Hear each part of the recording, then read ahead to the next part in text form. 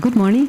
Thank you for coming for our annual preservation panel. And like pretty much everything we do here, it's a pretty informal event. So I will have the panelists each of them will do their presentation, and then we're gonna sit down here all together and looking at you and for any question you may have. And so I'm gonna tell you exactly who they are, and then we'll start. So we have Scott McGee from TCM is in charge of all the original productions at the channel.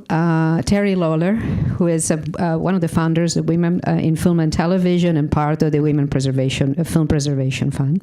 Kevin Schaeffer, who's responsible for the archive at the Disney company. Simon Lund is chief technician, everything main brain, chief technician at the Cineric lab with the amazing restoration. And Grover Crisp was responsible for all the restoration at Sony. So we're going to start with Scott. Welcome, Scott McGee. Thank you, Julia. Thank you so much for having me here, Julia, as well as Genevieve and Amelia and Julie and everybody else who has made my stay here quite lovely and extraordinary. In terms of the overall process, the overall factory, for lack of a better word, of restoring films, TCM, Turner Classic Movies, we kind of fall towards the latter half or the latter part of the entire thing. I mean, it's really the esteemed panel sitting in front that really begin the process. And TCM, we're the conduit for all of their work. Or I should say we are a conduit for all of their work. But before I go into some thoughts on that, I just wanted to give you a brief introduction of what I do at TCM. I've been with TCM for about 23 years. I oversee the production of original programming, which is a fancy way of saying it's the short video pieces that you see in between the movies that provide additional context and even entertainment for the viewer at home. But in addition to that, I also take part in the programming of TCM's Classic Film Festival in Los Angeles every year. We're going into our 15th year next year in April. And I, along with my boss, Charles Tabish, the head of programming at TCM, and another colleague, Stephanie Thames, we begin each year of the film festival starting with all of the restorations that our various partners at the studios, at the archives, and other production companies that their life's work is to restore films. And so we take a look at what they're working on and what will be ready by the time the festival rolls around, and we look for where we can plug it into our schedule, because the restoration, the work that the archives and studios are doing to restore these films, I mean, we're just taking advantage of what they're doing and showing it to the public in the way it was meant to be seen on the largest screen possible. Over the 15 years, TCM has premiered a number of films, whether they be world premieres or North American premieres, and sometimes even California premieres of films ranging from Metropolis, which was shown in the very first year of the film festival, all the way to next year. We're premiering a new world premiere restoration of The Searchers. Last year, we showed opening night the work of the Film Foundation on Rio Bravo, which of course you'll see later today. And in addition to the festival, there's also the things that we show on the channel that are the work of restoration people who bring their talents to these films. Back in May of this year, we premiered on the channel two restorations done by Ben Modell and Undercrank Productions of two Tom Mix films. One called Sky High from 1922 and the other The Big Diamond Robbery from 1929, Tom Mix's last silent film. Tom Mix, as many of you I'm sure know, was one of the biggest box office stars of the 1920s.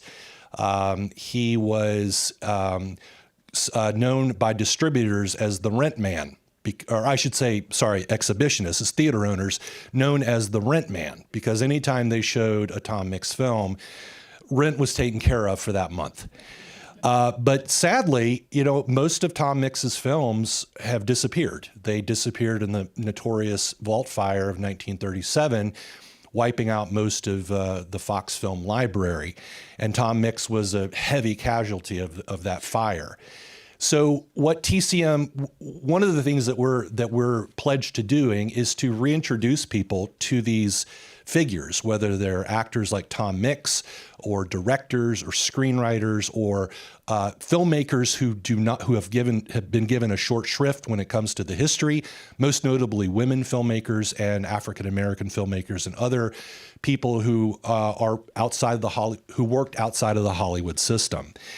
And it's that drive to present a more well-rounded aspect of what what movie history is all about. It's not just about Hollywood, it's about global cinema.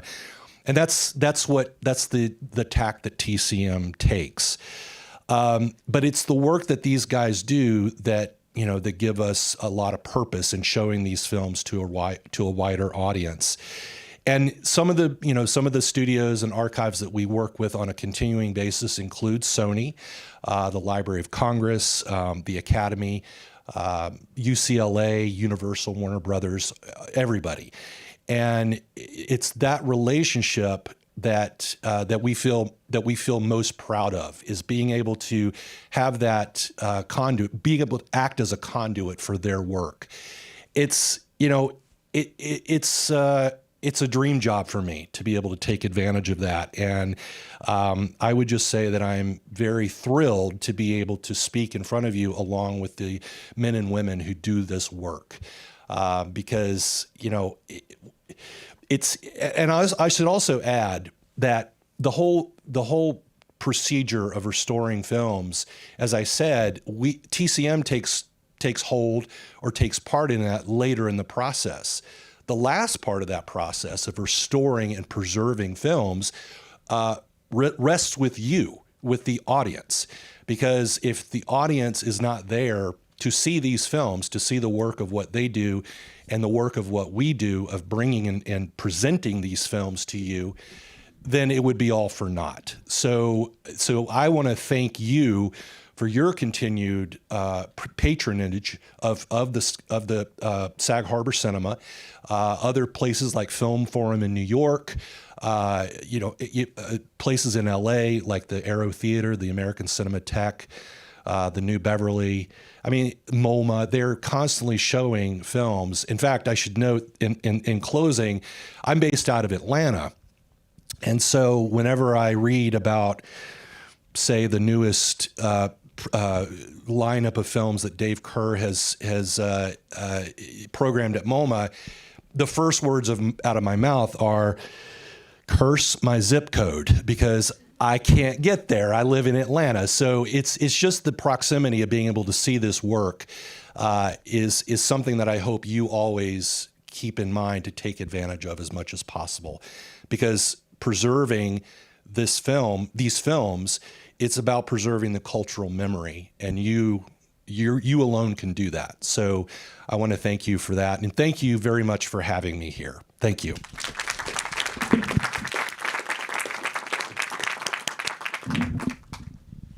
And now we have Terry Lawler.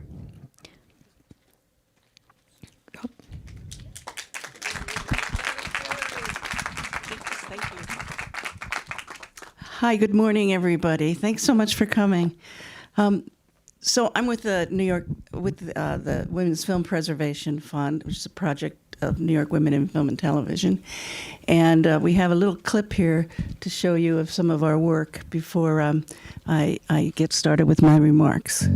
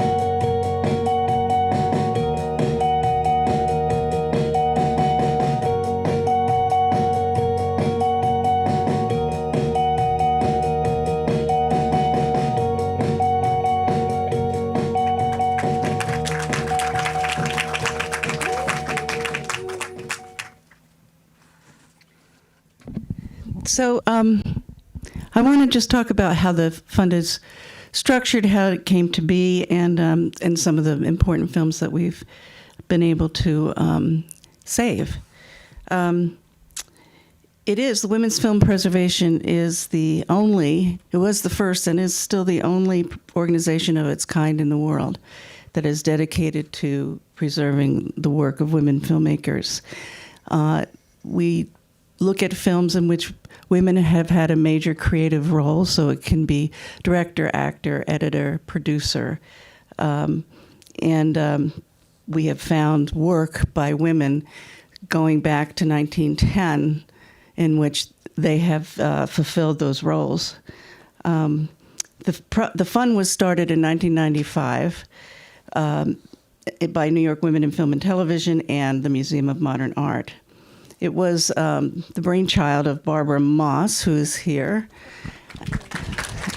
and is I believe, on the advisory board for this festival, the cinema.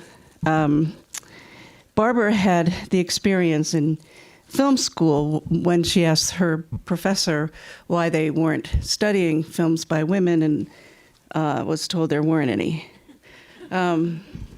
Later, when she was on the board of directors of New York Women in Film and Television, she proposed to them and then went to the late, great Mary Lee Bandy at the Museum of Modern Art.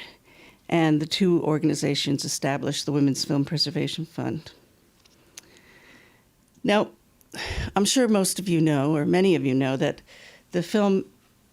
since film became a storytelling medium, women have filled every single role in the filmmaking process. So from director, producer, writer, camera person, all occupations, there were hundreds and hundreds of women filmmakers during the silent era. In fact, from 1911 to 1925, 60% of the filings for copyrights for films were filed by women.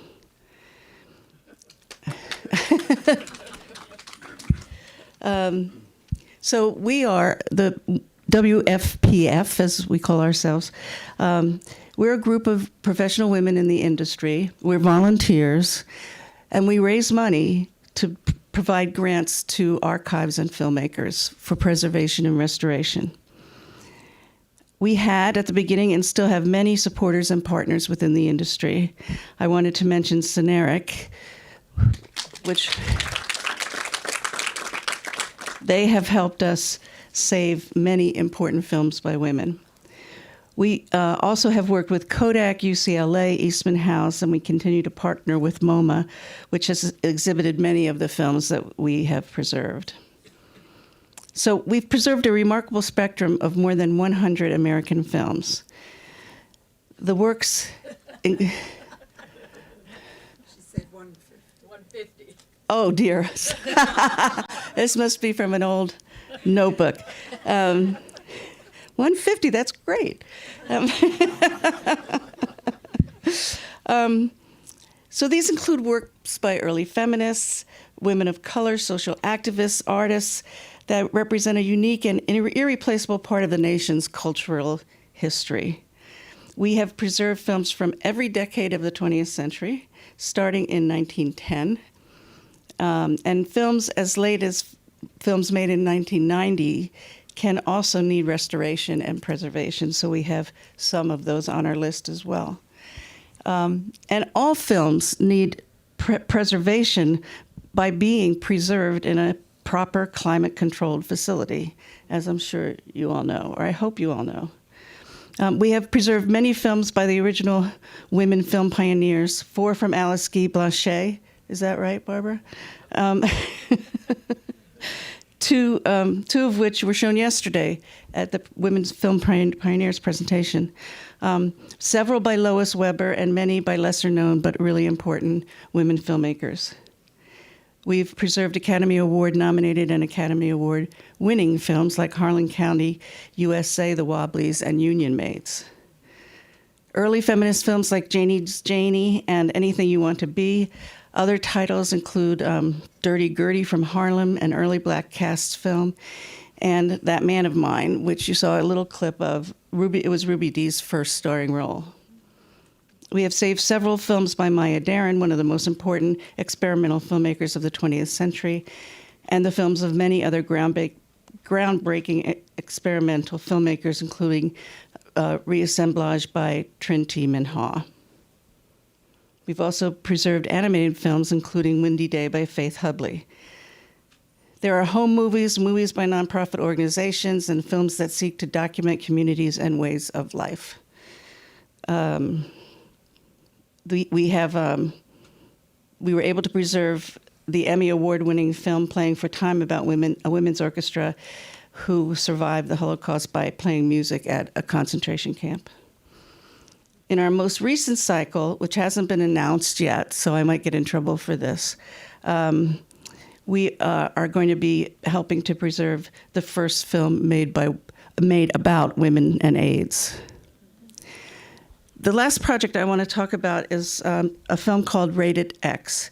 It's about women, sexism, and pornography. It was made in 1986, and before we began this project, we were committed to doing only film-to-film preservations using photochemical processes. However, over the 25 years since the fund started, virtually everything has changed in terms of this work. And we found that many filmmakers had good elements stored in good archives. So they were there, and as we know, film lasts much longer than than video or any kind of electronic medium. But so if they were already having good copies of their films in archives, we decided it may not be important that we get a film out, that we preserve the film, and then we get an actual film out. So we started with Rated X, and we are now, if the film elements are preserved, we are then just doing 4K scans and restoring from them electronically. And with Rated X, we created a group of partners who came together to make that happen. So it was feature-length film. It's a documentary.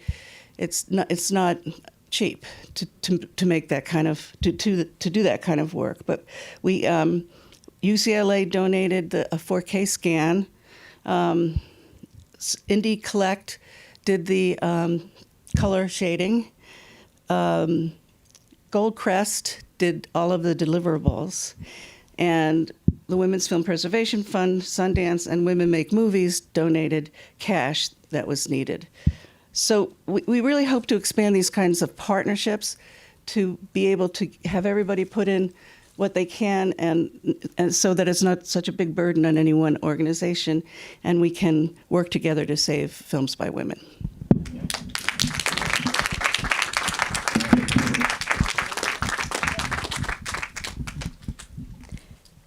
And now it's Kevin Schaeffer of Disney. Thank you very much. And thank you for coming out on a Sunday morning. That's really wonderful. And again, to echo what everyone's saying, this community, this support is truly magnificent. And I cannot thank you enough from the bottom of my animated little heart. But, sorry. Vamping for time as I realize I can't read that. Okay, so yes, Learned Fridays. I saw your lovely faces and realized I didn't have a thought in my head suddenly that perhaps some notes would be good. So restoration, I told Julia that talk about animation and restoration, and then as the panic started to set in last night, I realized, there's a lot of things that are important to restoration, whether it's live action or not, and I probably should cover some of that just to get us all on a level playing field. So the first thing is our goal, our main restoration goal, is to restore the film to its original state and remain true to the filmmaker's artistic intent, and that sounds like a no-brainer. But in 2023, when technology will allow you to do almost anything, and very soon when AI will allow you to do anything, whether you want to or not, remaining true to what the artist intended becomes complicated at times. I can fix, change, do anything, but as a wonderful wise man who used to work with me, Theo Gluck, used to say, just because you can do something doesn't mean you should do something. So we try to keep that in mind and rein in my crazier at times impulses. Oh, and apparently it needs my thumbprint. So just a few immediate concerns when you're looking at doing restoration. One of the first things you really need to start thinking about is your film sources and questions and things to research, like how old is it? What shape is it in? What condition? Is there any damage? Are there missing frames? Is the image weaving and bobbing and jittering? Is there missing audio? Are there alternate versions that need to be found? Yes, Simon, we're very well versed on that, but that's another meeting for another day. And Disney animation in particular, you have to look at localization.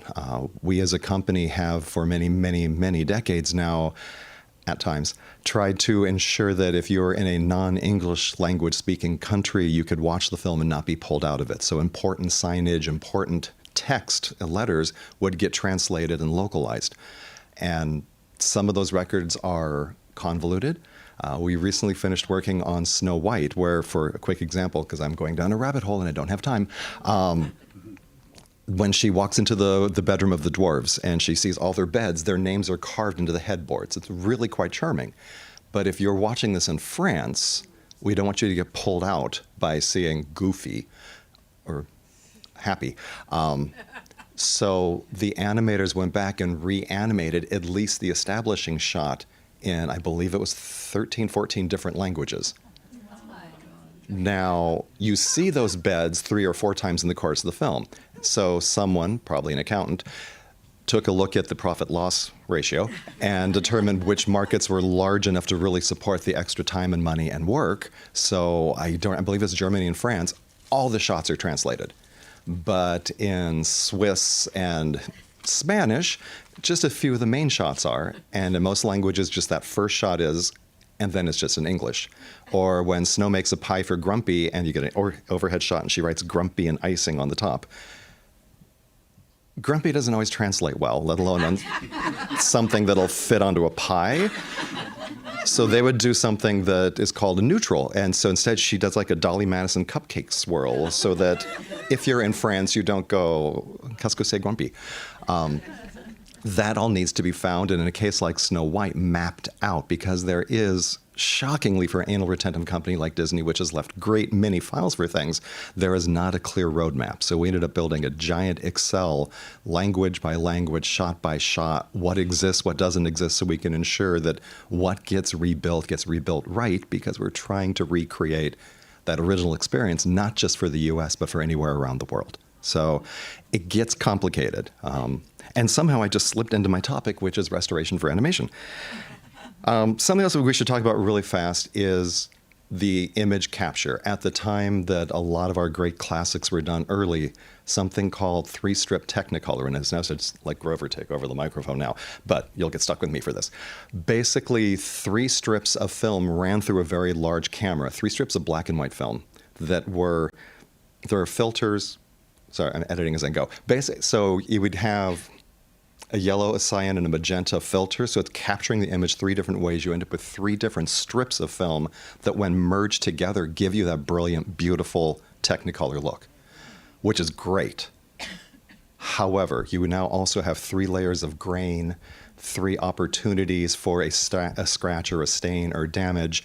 And over time, sometimes if things are not kept as best they should be, you may have some shrinkage on one of those negatives. So now when the evil queen steps up, all 3 of the colors don't register in the exact right, and you've got a little bit of a red glow ghosting off to the side, and it's our job now to pull all that back in and figure out how to make that work, if possible. Around the time of Snow White, Disney then had Disney's team had a great and brilliant idea. Instead of doing 3 separate strips of film, they would do what's called successive exposures. So your 3 different frames would be one after another. So if you wouldn't have shrinkage as a problem, but you still have 3 layers of grain and 3 opportunities for dirt and damage that have to be addressed and cleaned. Just so you know, part of when the child is going in, I've got a really cool graphic, which I also stole from Theo Gluck. He just doesn't know it yet, but it's very nice. I'll show you that in a moment. Really quick, then, animation concerns, things specific to the restoration of animation. Uneven paint. It is paint that was mixed and put on something. And if someone didn't mix it quite the exact right way from day to day, someone's robe can change color slightly. Or if the paint isn't drying well, there could be streaks in that as well that we want to smooth that out as we can. Animation errors, bane of my existence. Things happen. And sometimes they get all the way through. Sometimes by the time anyone caught them, it was too late. There was not time or money to go back and fix it. Couple examples, Mickey holds up his hand and there's the black line delineating the hand, but the white doesn't make it all the way to the edge of his thumb. My favorite recent one in Cinderella, where little Gus Gus the mouse is introduced. He's caught in the trap and she's leaning forward in the lovely close-up through the bars of the cage saying, "It's all right, we're not going to hurt you." For part of the shot, her neck disappears. So she's a disembodied floating head, and suddenly you understand why Gus Gus is not coming out of that cage. We have to look at these things and figure, Walt would have fixed that if he could. And sometimes there are notes to guide you, but not often. And really, we go through a whole process that I jokingly call "What Would Walt Do?" and look at it in terms of, did they leave it that way because of time or budget concerns? Did no one just notice it? Has it been addressed in previous releases? Because if the viewing public is now used to seeing things a certain way, do you really want, in the name of going back to the original, do you want to put a problem back in when people are used to seeing it without the problem? Does it disturb as the viewer watches it to pull the viewer out? And is it something they would have had the technology to fix, which is the big question for us. If we believe that it is disturbing, that it pulls the viewer out, whether or not it's been fixed in the past, although we land on the if it has, do it again. If they had the technology and just needed time, and it's a major issue, then we will probably decide to go in and fix it. If there is a problem and they did not have the technology, we'll leave it as is, because that, again, today I could redo anything, but should I? So if you do get a chance to go into Disney Plus, as you should, and see our glorious new Snow White, you will see that there are frequently shots where things go out of focus, and I'm assuming that was the new multiplane camera technology as they were learning to use it better. We could address a lot of that really well, but really, truly didn't feel comfortable doing it because that is in the original capture. That was the original release, and they didn't really have the technology to do it different or better at that point. I'm talking too much. Wires. So as we move into other things, I've had the great joy of working my way through the Muppet movies lately, and they are a delight. We also recently restored the Henry Selick, Tim Burton produced Nightmare Before Christmas, all of which has issues with wires and rods, and working with the filmmakers who today feel very strongly to remove them as much as possible. It can add an additional challenge. What was interesting, seeing the wonderful Tingler last night, and if you guys didn't get to do that amazing interactive evening, I really feel bad for you, because I'm still, there's a wet seat back there where I wet my pants when the skeleton flew overhead. It's interesting because I was watching, and there is the Tingler, and you can see the wire there, and it's like, and that can become a question. It's like, well, do you take it out or do you not? I think Grover made the exact right decision because that is such an integral part of the castle viewing experience. But it becomes, at least on our end, it becomes a debate of what to do. We have a delightful film called The Cat from Outer Space, which is better than you think, where there's a little shiny glowy orb that's just hovering in space, and we can see where the director lined up the string. So it's right at the corner of the room, so the line of the set kind of hides it on film on screen. But at home, with your better monitor and better resolution, you can kind of see it. And it became a huge debate of, do we paint out the string or do we leave the string? And ultimately, we landed on, well, this is the best they can do, and at the time, and they worked really hard to mask it. And for the integrity of the film, we left it in. It becomes really a debate. And I foolishly told my staff that everyone's vote counts, and occasionally I get outvoted. Rather like the lack of an overture card at the beginning of Spellbound that I wanted and no one else on my team did. So if you're going to tell people their vote counts, you have to back it up. But that said, let's roll the clip, and you could have more of me talking over the beginning of it. Just look at some stuff. So this is a rudimentary idea of the process of a 3-strip Technicolor pulling everything into glorious color, which is lovely.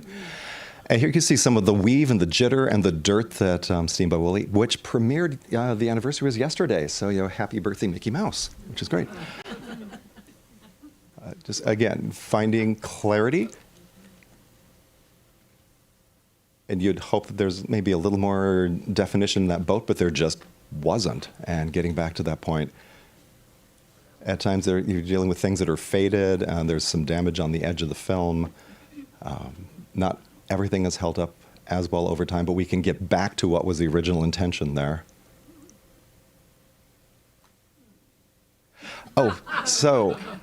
I should have done this earlier. So things got chopped off in the 50s as things got ready to go onto the Mickey Mouse Club. So on the right there was Bone Trouble. That glorious artwork was lost. We were able to find that at the BFI.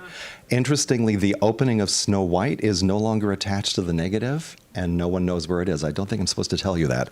So we had to go with the third generation element here on the right and work on it very, very hard to get it to match the film and cut in.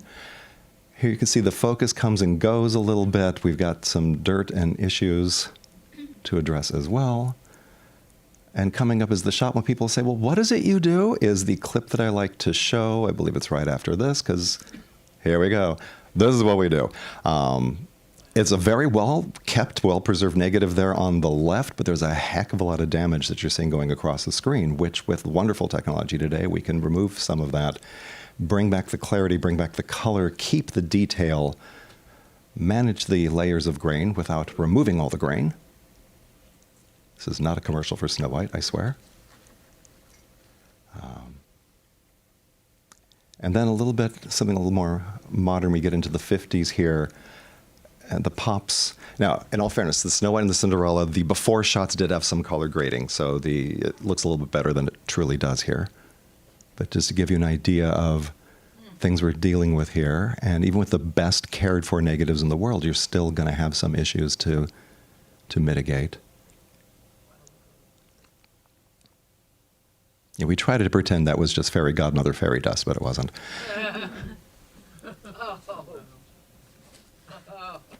Again, a perfectly well-cared negative, and we're still able to get out of it, get back to what the director wanted and how he intended it to just glitter. If you look on the left, you can see the strings above the bats. That was fun. And just, yeah, the amazing technology at our disposal today. I'd love to take credit for this brilliance, but my job generally tends to be swooping around on a broom yelling faster, faster, more, more.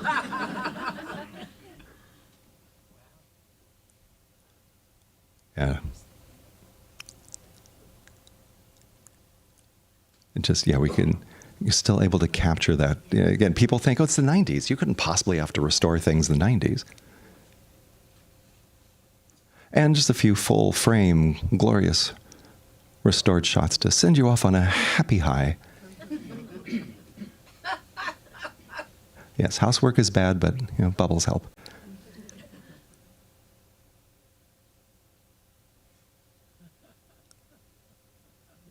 Yeah, and just love the sunset. Makes me happy. So thank you all very much for your time and your attention.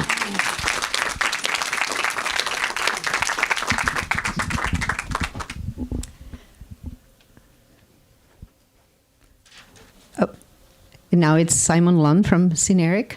Thank you, Simon. So my demo is about paper prints. You can start the clip.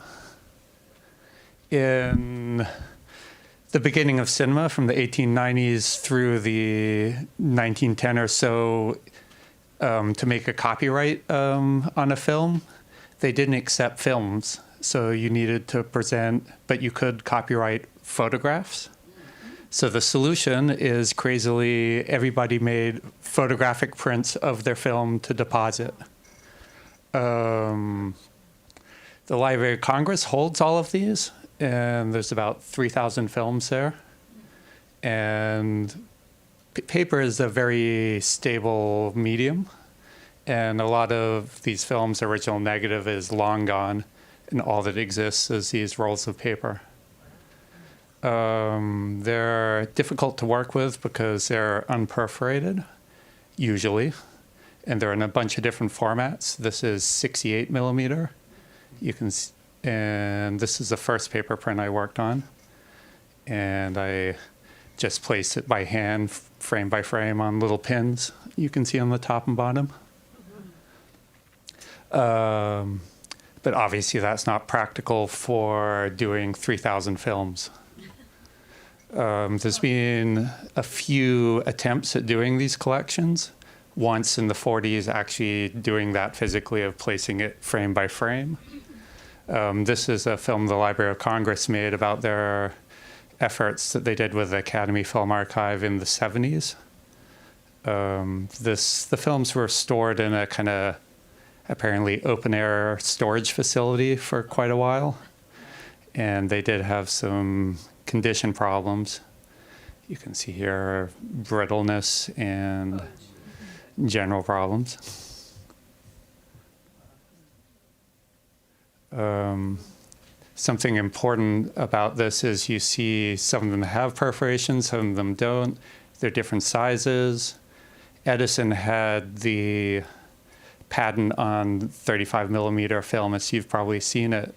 So to get around those patents, everybody had their own perforations, film size, and this collection reflects that.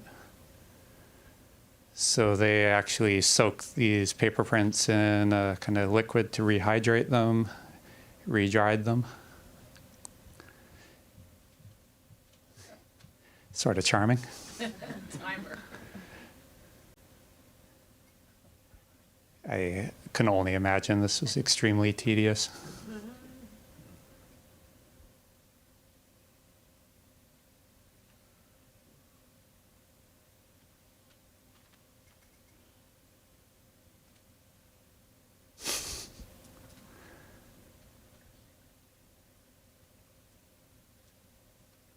And then to actually make film copies, they made this Rube Goldberg machine with a little 16 millimeter camera. And obviously it didn't necessarily register well. And some formats like biograph film, the perforation, the images are not stable frame to frame. And they rely on the perforations that were on the film to register them. So you see this kind of horrible jittering happening. This really doesn't look safe to me.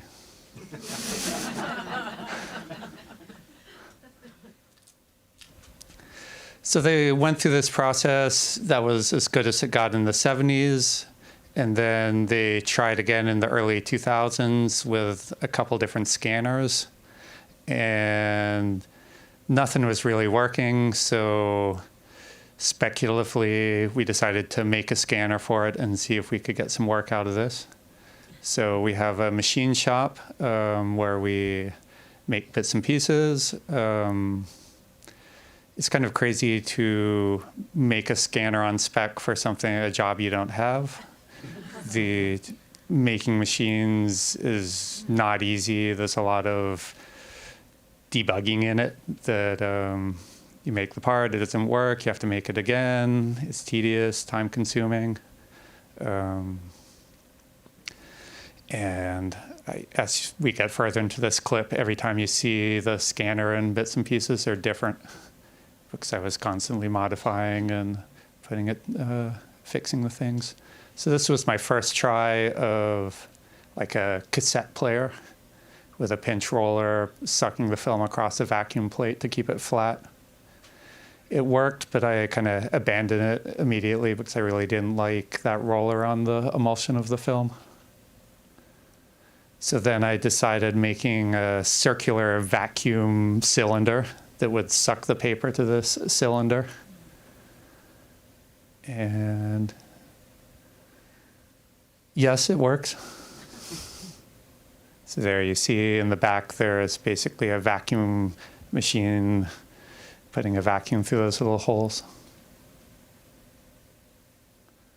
That lens you see in the front, there's a sensor that's basically 1 pixel wide by, or 1 pixel high by 8,000 pixels high.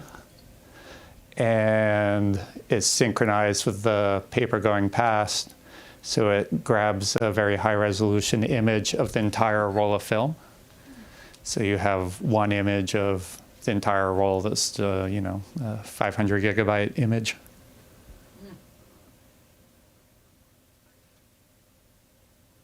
I mean, this is a piece of paper. It's very fragile, and the whole thing about it is having very little tension. And usually it doesn't wind up very well, so keeping it flat, and you can see this waviness as it goes through. Wrapping around the cylinder stops it from distorting in 2 dimensions at once. And it kind of really helps keep a very nice flat in-focus image. There you see part of the image being saved to file.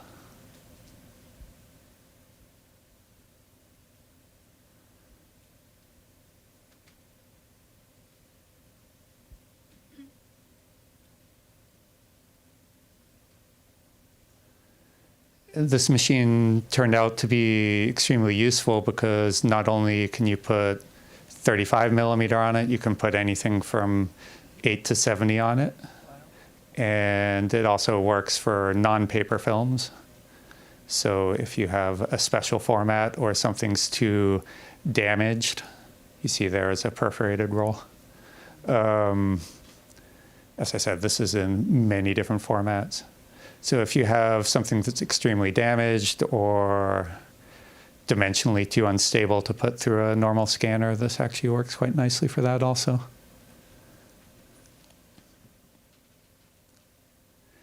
There's a kind of electronic feedback going, that there's never more than a couple ounces of pressure on the actual paper.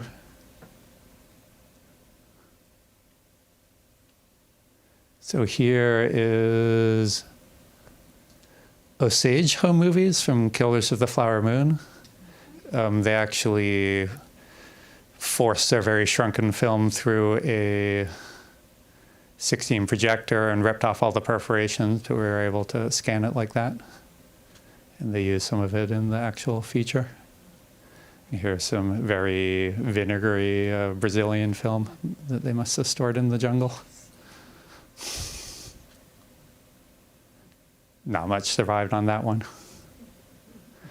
So after we have that giant still image, and I wrote some software to look for the first frame of picture, look for the offset to the next picture, to kind of say how much are you gonna, what's the pitch of the frames? And then the little yellow square is constantly analyzing the film frame by frame to compensate for any jitter, because a lot of the collection is biograph per films, where you see that one perforation on the side, and the perforations were punched in the camera, and the images only register to the perforation above the frame you're looking at. So the frames are jumping around like crazy, and you have to compensate for that.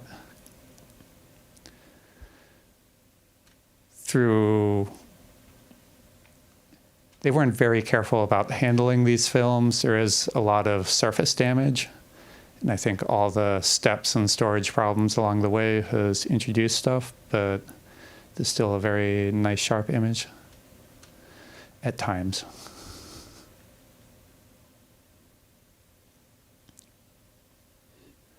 And really, there's a full range of content, from kind of documentary films through fiction, lots of melodrama, comedy. This is a man buying a curtain rod and then getting drunk on the way home.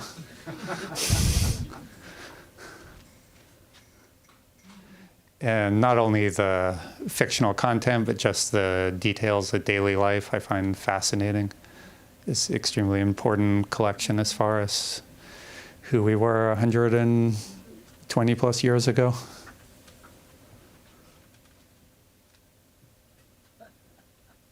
And you can see this kind of, the frame below bouncing crazily against the top one.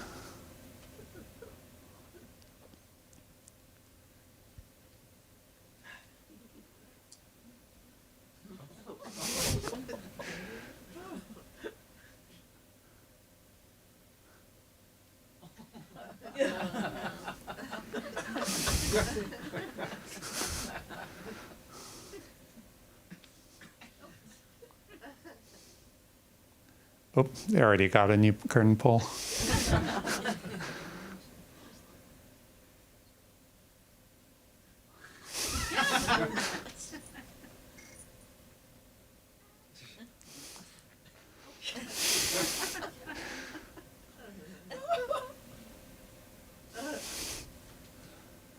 So here's a biograph camera that produced those images.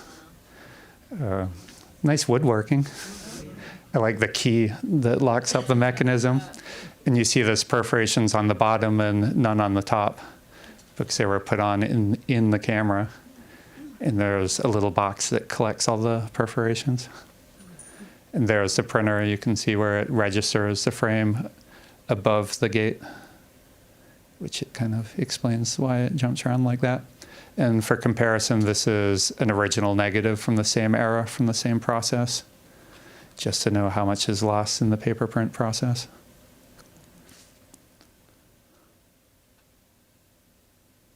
And MoMA's got a collection of about 3,000 of these films.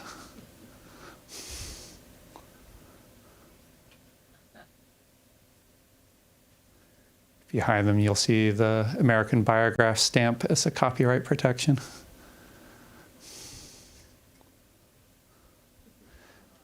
So there you go.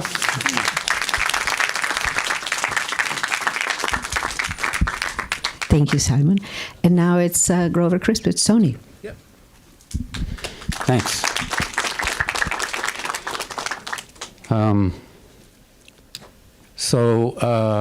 First of all, that's amazing work that Simon is doing. It really is incredible. And the paper prints for many decades were a real problem at the Library of Congress, and so any solution to it is tremendous. When they mentioned Sony, yes, Sony Pictures Entertainment, that really means Columbia Pictures, for those of you who know Columbia Pictures. So I'm showing clips from 3 films today, and it occurred to me while I was sitting there that we scanned all 3 of them with Simon over the years. These are not recent restorations, and I have a whole bunch of before and after stuff like that too, but I thought it would be just kind of fun to look at the finished goods today. Columbia Pictures is known for a lot of their kind of socially important films, things like On the Waterfront and All the King's Men and Mr. Smith Goes to Washington, that kind of thing. Not really known for its musicals, for a good reason. And but I thought it would be fun to look at 3 musical numbers from Columbia films from 3 different decades, the 40s, 50s, and 60s.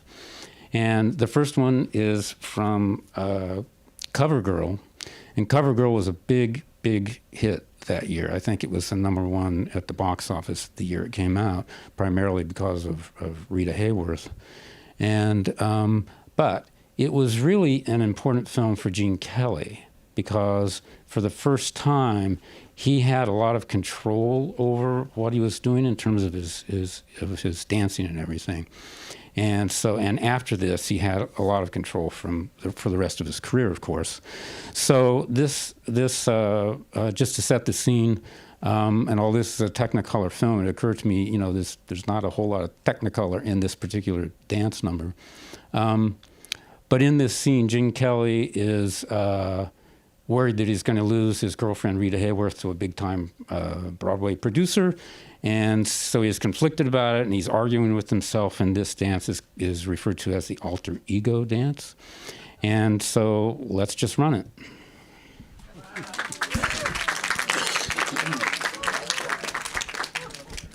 Okay, so it ends happily, One reason that we use Cineric for scanning our older film, this was a 3-strip Technicolor show, and Simon has built their own proprietary wet-gate scanners, which really help us get further along in terms of the restoration process. And in fact, this film was restored photochemically, also at Cineric in the 90s, but now we do these things digitally. So the next film, jump ahead from 44 to 1955, and the film is My Sister Eileen. And for people, sometimes it's really a surprise when people see the film because the number 2 male lead is Bob Fosse. He acts, he sings, he dances in the film. He plays his character as a soda jerk in the film, and he's fallen madly in love with Janet Leigh. But there's a suitor, so it's a similar kind of a theme. And the other suitor is played by Tommy Rawl, who you'll probably recognize. He'll look familiar, but he mainly did, I think, Broadway musicals and stuff.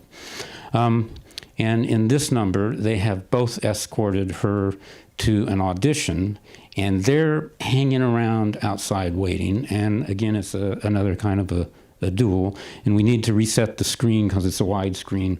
It was one of our first true CinemaScope movies at a 2:55 aspect ratio, which is a little bit cropped in here tonight, which will be okay.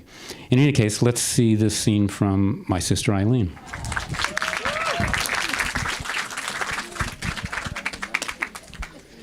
Pretty signature Bob Fosse moves there. He was the one with the blonde hair, in case you didn't know.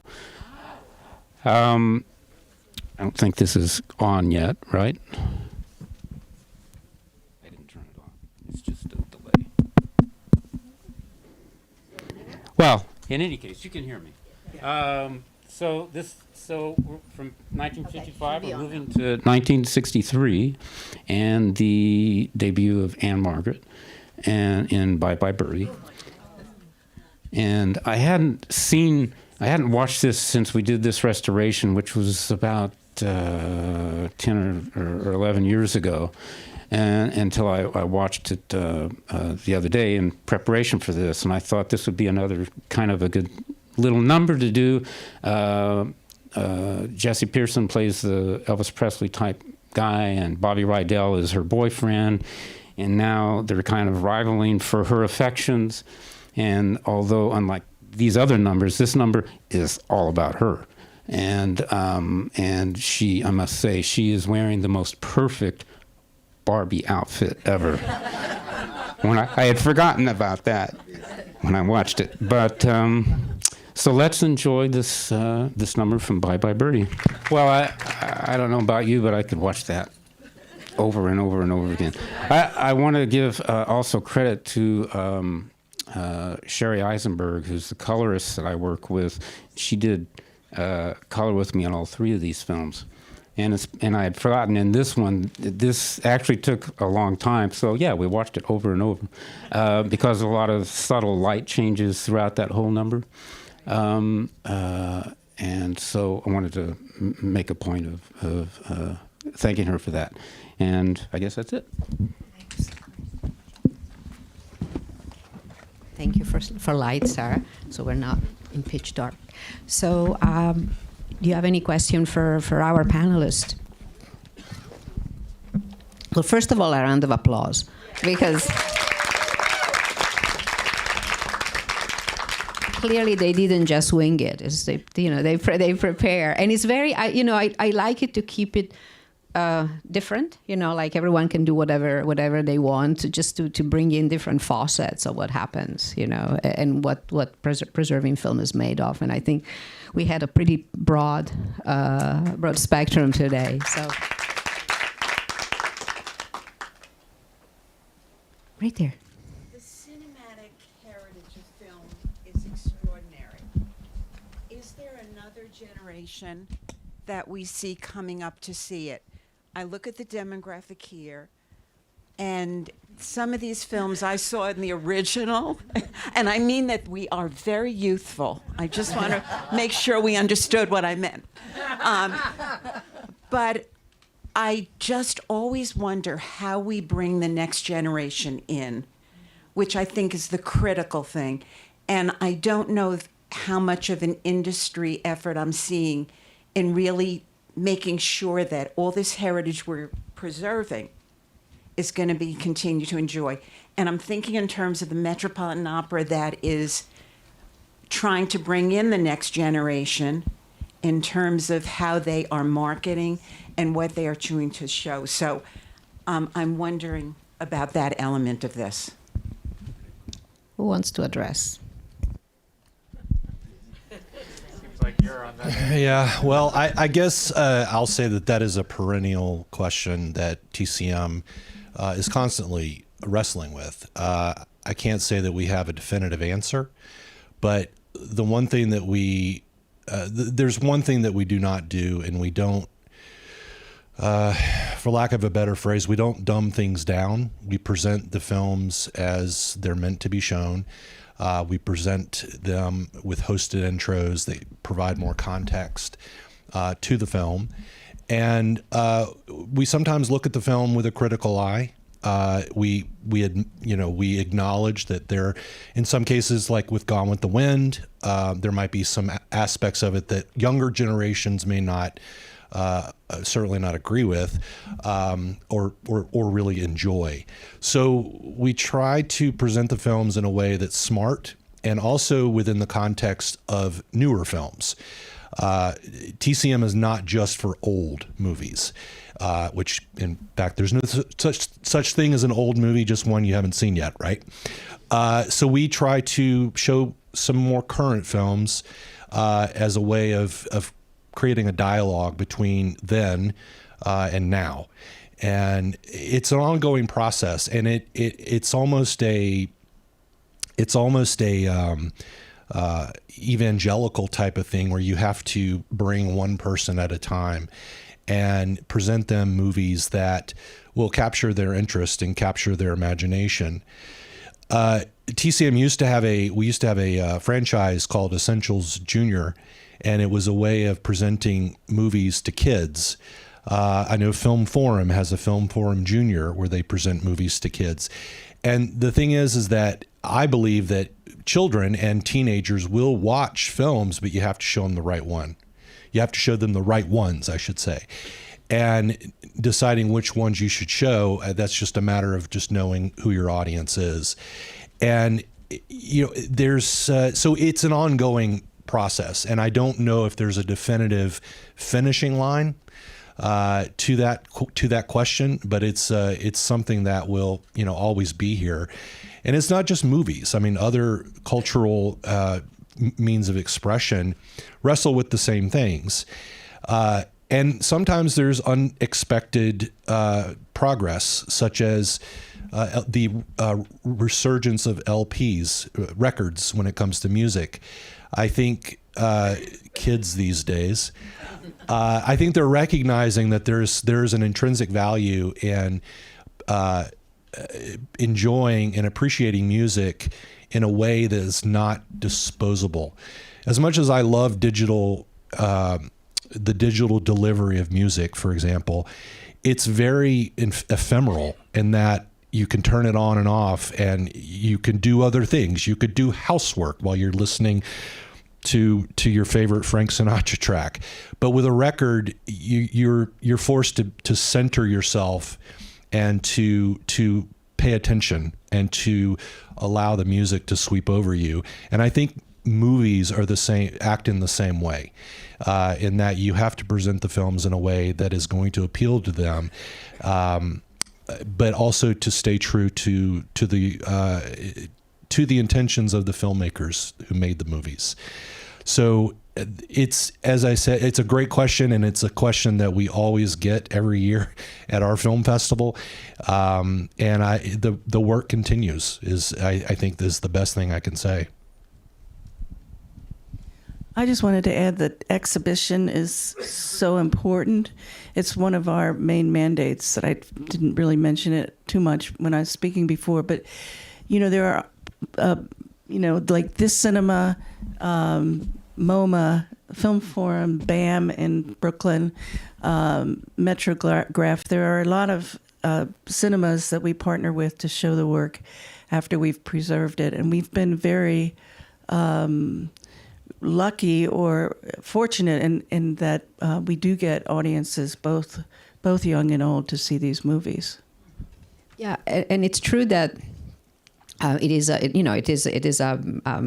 a struggle sometime. But I do completely agree with what has been said here, that the work of preserving the film and making them look great, and and enhancing therefore the sensorial experience, and it's it's an emotional medium, it's a sensorial medium, so you have to work on those senses and make those films, the possibility of them being experienced at their best. And this is what we do. The whole idea of this place, when we were thinking about it, my argument all the time was we have to make it really upscale in terms of this experience of viewing, because otherwise there is no difference. Otherwise, it's a lost battle from the beginning.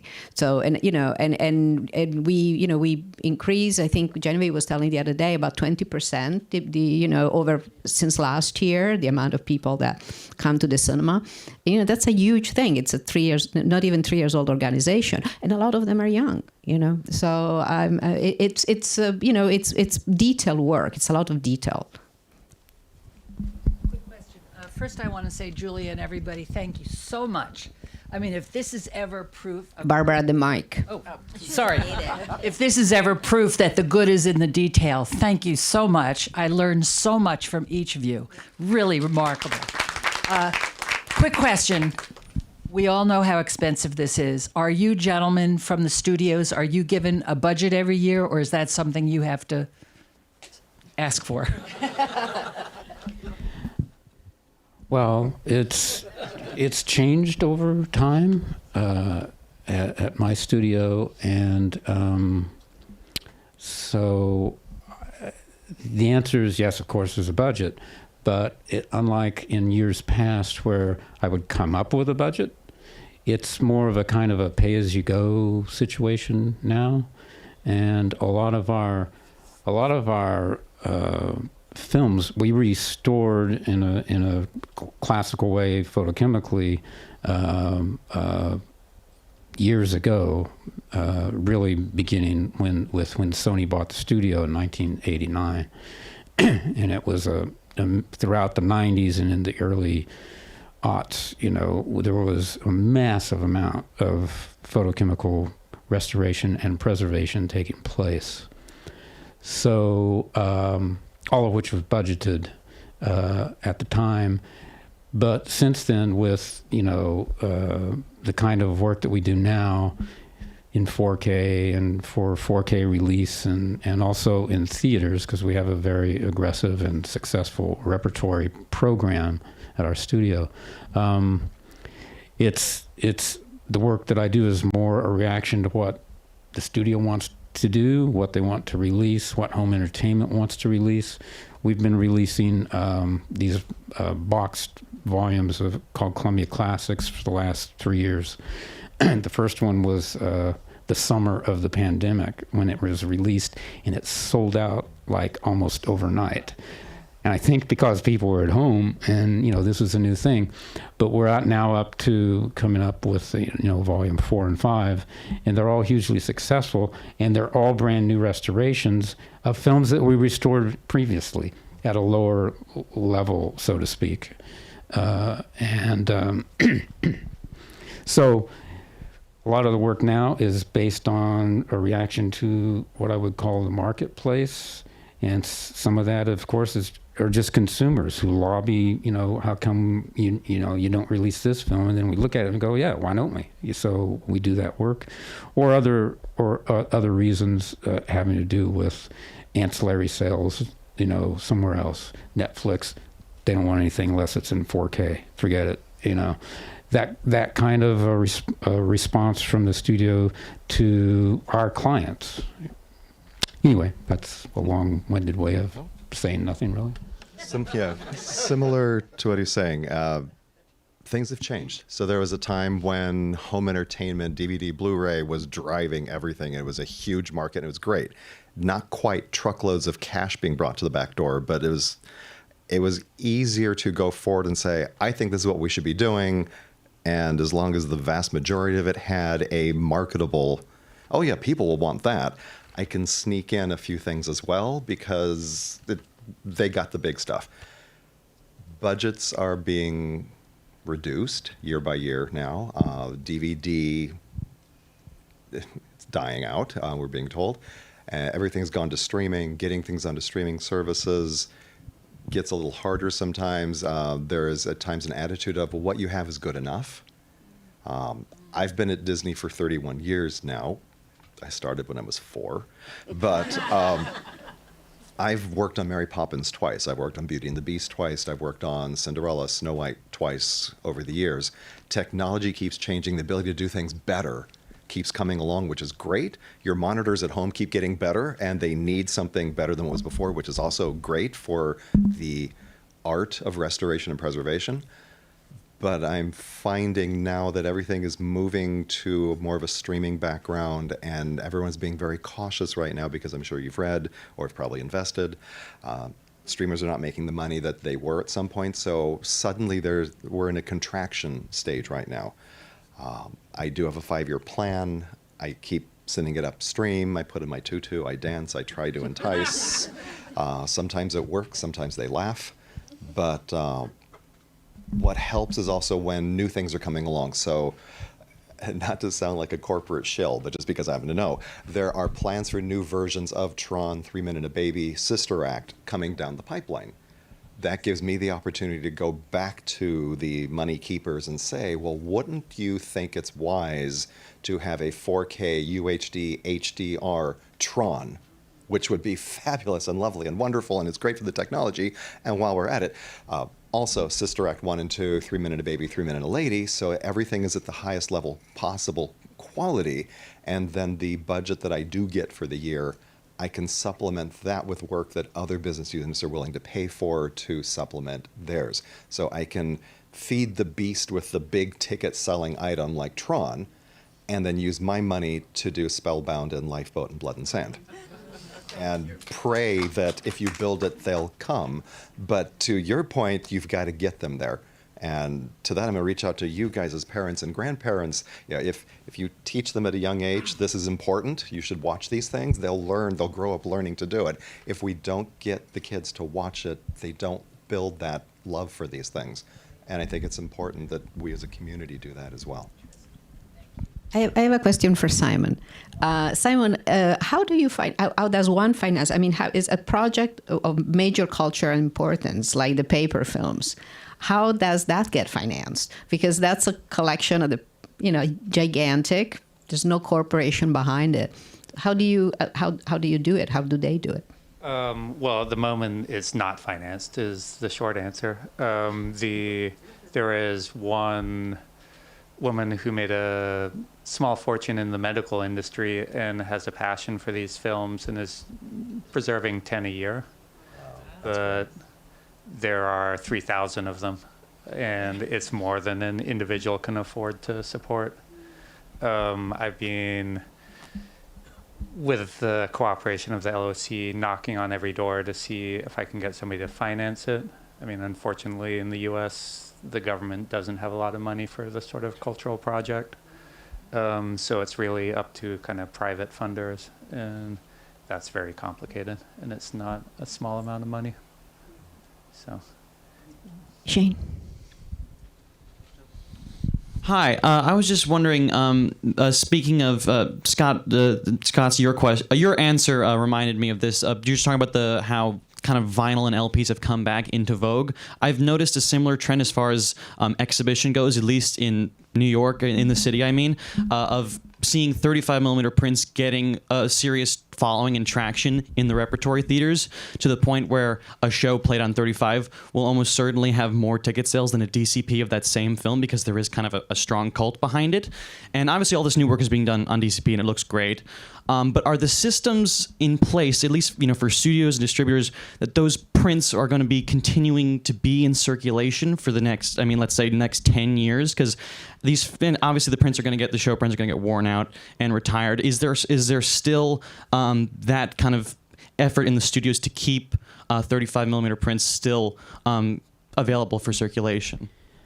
At our place, yes. We've never retired them unless they're really completely worn out or something. In our repertory department, it has changed a little bit. There was a time, I would say maybe 5 or so years ago, where almost none of the theaters were requesting prints. They wanted DCPs because it's really easy, you know, it just comes on a drive. And so there are things like the shipping costs, which can be quite high.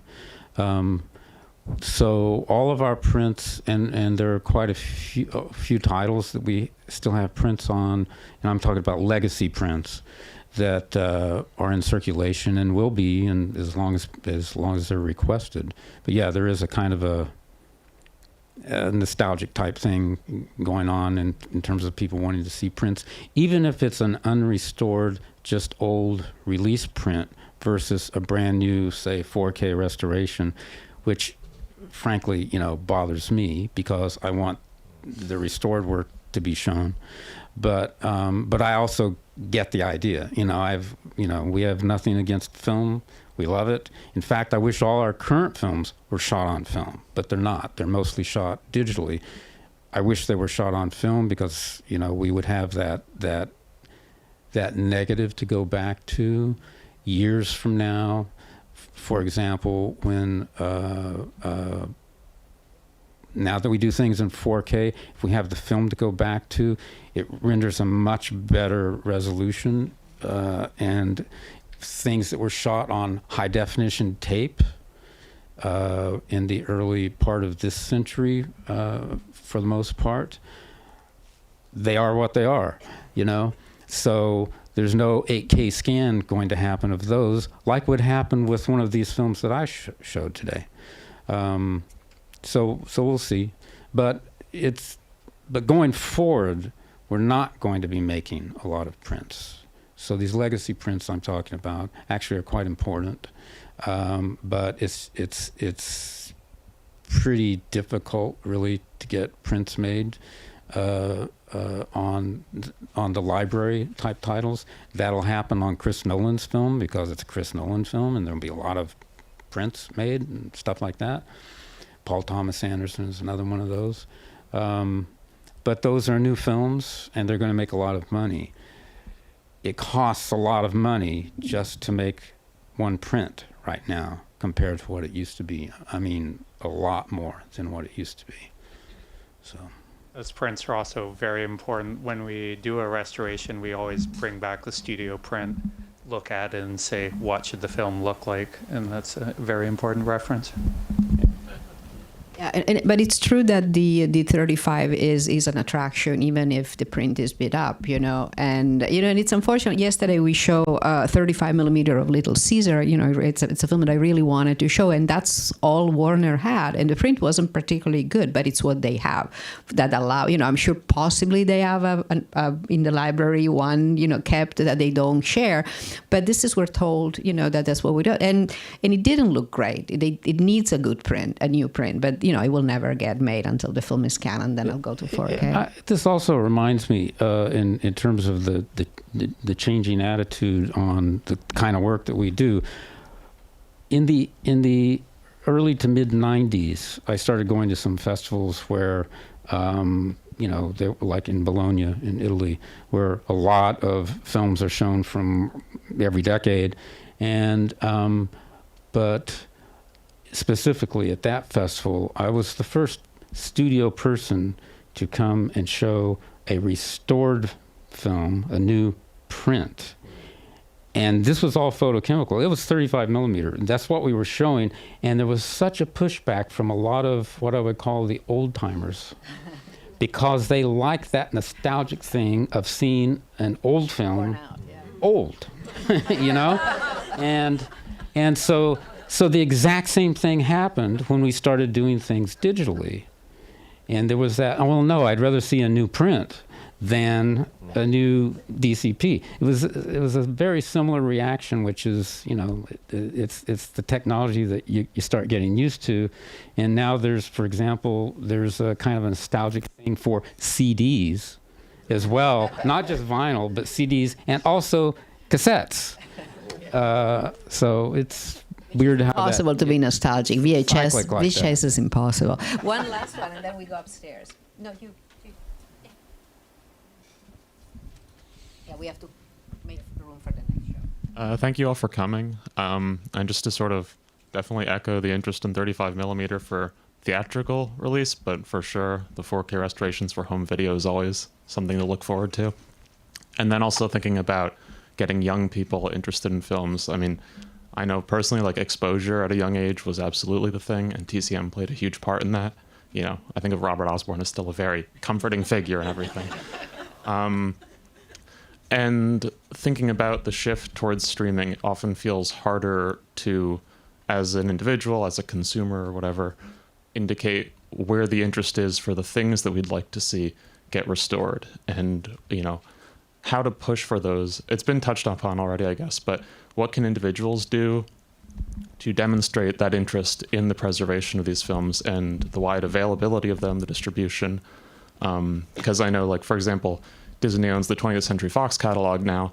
I don't imagine Steamboat Round the Bend is getting remade, you know, but how can we... Not right now. Yeah, but how can we demonstrate the importance and the need for the work you do? I would say the studios are very aware what the people on online forums are saying about their product. So the more vocal you are, the more it will get back to the studio. So be noisy. Yeah, I was also going to say, because you mentioned preservation, interest in these films being preserved, everything is preserved. So we're really here, most of us talking about restoration type projects. But as I mentioned, for example, you know, like the 3 films I showed, they were preserved on film. And true film preservation is keeping your original material and copies of it. That's conservation 101, and that is what we do. And they're in geographically separate situations. The exact same process takes place. It's if it's a completely digitally created motion picture. So all the original data is preserved, duplicated, stored separately, and revisited every couple of years to make sure that it's still viable and in good shape. This has been going on for 2 decades now, over 2 decades. In audio, it's been going on for almost 40 years. So it's not a new thing in terms of preserving data or the original film. So I just wanted to make it clear that when people talk about, you know, the loss of data or data is not as stable and all that kind of stuff, I'm not going to argue with that, but I am going to argue that it's being preserved and taken care of. Can we take these upstairs? No, Terry, go ahead, because I was just going to say, one way you can show that you think this is important is by donating to the Women's Film Preservation.